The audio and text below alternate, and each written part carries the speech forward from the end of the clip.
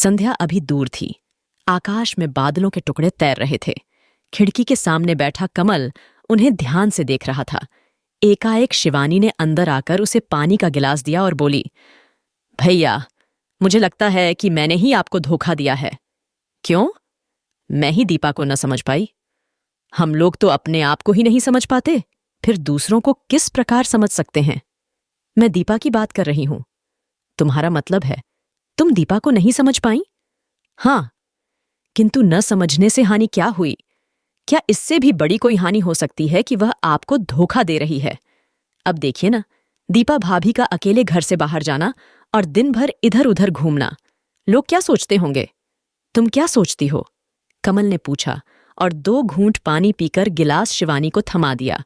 शिवानी बोली, अभी तक तो कुछ विशेष नहीं सोचती, किंतु हो सकता है भविष्य में मुझे यह सोचना पड़े कि दीपा और उषा में कोई अंतर नहीं।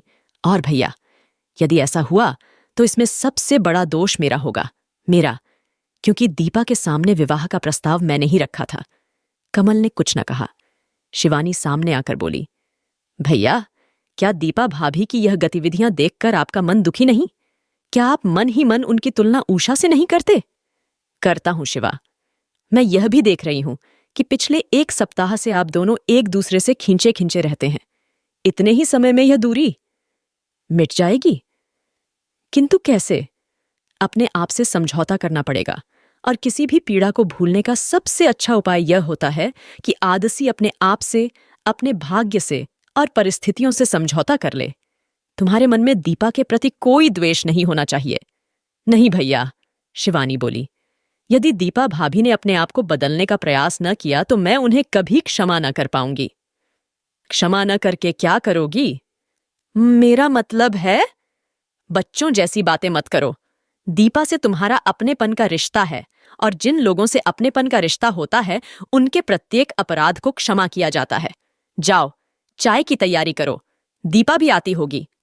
भैया, आपने यह नहीं सोचा कि वह जाती कहां है? तुम भी विचित्र हो शिवा, साधारण सी बात को कितना बढ़ा रही हो। दीपा बच्ची तो है नहीं, उसे अपने भले बुरे का ज्ञान है। मन बहलाने के लिए कहीं चली जाती होगी। और यदि, शिवानी फिर बोली, उनके कदम किसी गलत राह पर चल पड़े तो? शिवा प्लीज, कमल ने बेचैनी से कहा और व्हील चेयर की दिशा बदलकर बोला, तुम्हें यह सब नहीं कहना चाहिए। दीपा पर मुझे पूरा भरोसा है। वह कभी किसी गलत राह पर न चलेगी, और यदि ऐसा हुआ भी तो मैं उसकी उन राहों से भी समझौता करूंगा। जानती हो क्यों? क्योंकि मैं अपने जीवन में अन्य किसी को लाना नहीं चाहता। शिवानी उसे आश्चर्य से देखने लगी। एकाएक कमल को कुछ याद आया और वह बातों का विषय बदलकर बोला, और आज बुद्ध प्रकाश जी का फोन आया था। उन्होंने विवाह के लिए अगले महीने की 20 तारीख निश्चित की है। बात यह है कि पत्नी का स्वास्थ्य ठीक नहीं रहता। आप उनसे कह दें, अभी हमारा विवाह का कोई इरादा नहीं। क्या मतलब? मतलब यह कि मैं अभी विवाह न करूंगी। पागल हो गई हो क्या? विवाह की सभी बातें तय हो चुकी हैं, और तुम कह रही हो कि, और फिर अब तो मुझे और घर की संभालने की भी समस्या नहीं रही दीपा जो है। मुझे दीपा पर भरोसा नहीं। किंतु मुझे तो है, कमल बोला। कितना ख्याल रखती है वह मेरा। चाय, नाश्ता, खाना, और ये सब बनावटी बातें हैं। अन्यथा मुझे लगता है कि हाथी के दांत खाने के तथा दिखाने के अलग अलग हैं।